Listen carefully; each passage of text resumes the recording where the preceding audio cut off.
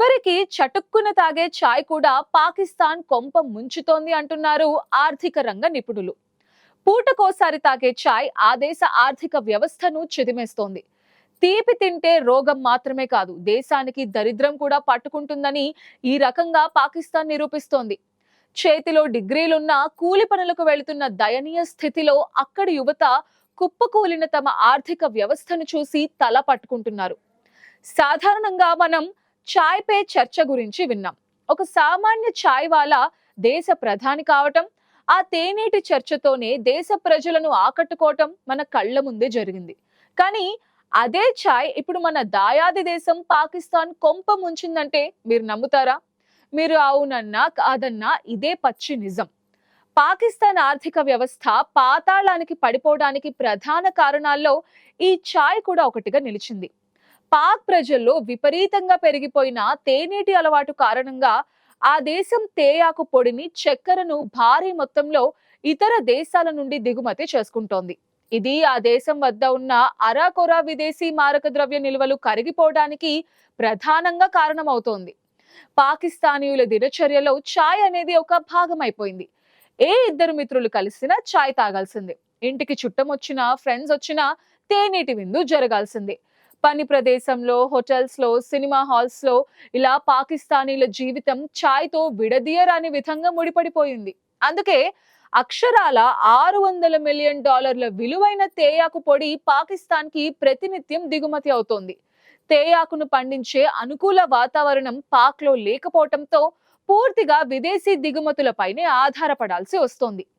లెక్కలు తీసి చూస్తే ఏటా ప్రతి పౌరుడు సగటున కిలోన్నర మేర తేయాకు పొడిని వినియోగిస్తున్నాడు.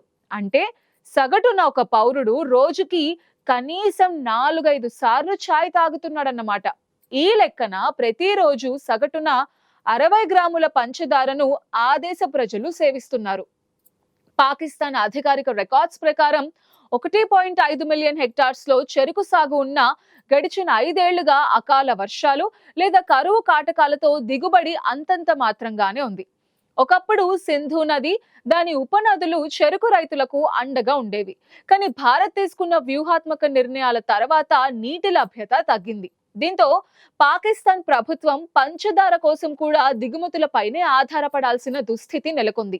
దీని ఖరీదు దాదాపు $4 బిలియన్ గా ఉన్నట్టు పాక్ ప్రముఖ పత్రిక ద డాన్ ఇటీవల ఒక సంచలనాత్మక విశ్లేషణను ప్రచురించింది. 2030 నాటికి ఈ ఖర్చు $7 బిలియన్ కి పెరుగుతుందని అంచనా. ఏదైనా సంతోషం వచ్చినా, శుభవార్త విన్నా నోరు తీపి చేసుకోండి అని స్వీట్స్ పంచటం అక్కడ ఆనవాయితీ.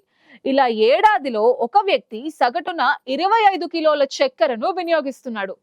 ఇందులో అధిక భాగం చాయ్, మిఠాయిల్లోనే వాడుతున్నారు. ఆశ్చర్యకరమైన విషయం ఏమిటంటే పాకిస్తాన్ ప్రభుత్వం వైద్య ఆరోగ్య శాఖకు కేటాయించే బడ్జెట్ కంటే అక్కడి పౌరులు చక్కెర, టీ పొడులపై వెచ్చిస్తున్న మొత్తమే 100 రెట్లు ఎక్కువగా ఉంటుంది. చాయ్, చక్కెరల మోజులో పడి పాకిస్తాన్ ప్రజలు తమ ఆరోగ్యాన్ని తామే చేతులారా నాశనం చేసుకుంటున్నారు. షుగర్ ఎక్కువగా వాడుతున్న నేపథ్యంలో దేశంలో మధుమేహ వ్యాధులు ఎక్కువయ్యాయి. మధుమేహం బారిన పడ్డ వారి కారణంగా ఆ దేశ ఉత్పత్తి సామర్థ్యం దెబ్బతిని స్థూల దేశీయ ఉత్పత్తి జీడిపి నేల చూపులు చూస్తోంది. పాకిస్తాన్ లో మధుమేహ రోగులకు కొదవే లేదు. గత ఏడాది వీరి సంఖ్య ఏకంగా 31.4% మేర పెరిగినట్టు గణాంకాలు చెప్తున్నాయి. ఇది ప్రపంచంలోనే అత్యంత వేగవంతమైన పెరుగుదల రేట్ అని పాక్ వైద్య ఆరోగ్య శాఖ ఆందోళన వ్యక్తం చేసింది.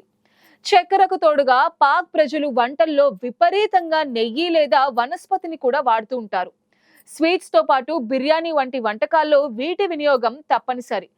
ఇవన్నీ శరీరంలో చెడు కొలెస్ట్రాల్ ని పెంచి రక్తపోటు, మధుమేహం వంటి దీర్ఘకాలిక వ్యాధులకు దారితీస్తున్నాయి. ఇప్పటికే మధుమేహ వ్యాధిగ్రస్తులు సంఖ్యలో పాకిస్తాన్ మొదటి స్థానంలో ఉండగా 50 ఏళ్లు పైబడిన వారిలో 30% మంది రక్తపోటుతో బాధపడుతున్నారు. ప్రతి 3 పౌరుల్లో ఒకరు మధుమేహం బారిన పడ్డారంటే అక్కడి పరిస్థితి తీవ్రతను మనం అర్థం చేసుకోవచ్చు. ఈ వ్యాధుల చికిత్సలకు పౌరులు వెచ్చించే మొత్తం ప్రభుత్వ హాస్పిటల్స్ కు అందజేసే నిధుల కంటే ఎన్నో రెట్లు ఎక్కువ. అనారోగ్యంతో ఉన్న శ్రామిక శక్తి వల్ల దేశ ఉత్పాదకత తగ్గిపోయి జీడీపీపై తీవ్ర ప్రతికూల ప్రభావం పడుతోందని ఆర్థికవేత్తలు ఆందోళన వ్యక్తం చేస్తున్నారు. చదువుకున్న యువత కూడా సరైన నైపుణ్యం లేకపోవడంతో ప్రైవేట్ రంగంలో అవకాశాలు పొందలేకపోతున్నారు. ఫలితంగా ఆ యువత భవన నిర్మాణ రంగం, వ్యవసాయం, చిన్న చిన్న పనుల్లో తక్కువ జీతాలకు పనిచేయాల్సిన దుర్భర పరిస్థితిని ఎదుర్కొంటున్నారు. ఈ పరిస్థితి వారి ప్రతిభను వృధా చేయడమే కాకుండా వారి జీవన ప్రమాణాలను కూడా దిగజారుస్తోంది. ప్రతి ఏడాది సుమారు 20 లక్షల మందికి పైగా యువత చదువులు పూర్తి చేసుకుని ఉద్యోగ మార్కెట్లోకి వస్తున్నా వారికి సరిపడే ఉద్యోగాలు అక్కడ లేవు. ఆ దేశ జనాభాలో 64% యువత ఉండటం ఒకవైపు అవకాశంగా కనిపించిన ఉపాధి కల్పన లేకపోవటంతో అదే జనాభా ఇప్పుడు ఆ దేశానికి పెద్ద భారంగా మారుతోంది.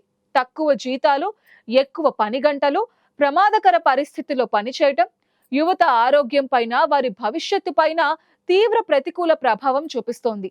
ఇది వారి ప్రతిభను వృధా చేయడమే కాకుండా దేశ భవిష్యత్తును అంధకారంలోకి నెడుతోంది. ప్రతి సంవత్సరం లక్షలాది మంది విశ్వవిద్యాలయాల నుండి డిగ్రీలు, డిప్లొమాలు పొందుతున్న వారిలో చాలా మందికి ఉద్యోగానికి అవసరమైన కనీస నైపుణ్యాలు లేవు. సాంకేతిక వృత్తి విద్యకు ఆ దేశం సరైన ప్రాధాన్యం ఇవ్వకపోవడం వల్ల చదువుకున్న యువత కూడా చివరికి కూలీ పనులు, డ్రైవింగ్, డెలివరీ బాయ్స్, నిర్మాణ రంగం వైపు వెళ్లాల్సి వస్తోంది. దాంతో ప్రస్తుత దేశ పరిస్థితుల్లో నిరుద్యోగ యువతలో తీవ్ర నిరాశ, అసంతృప్తి పెరుగుతోంది.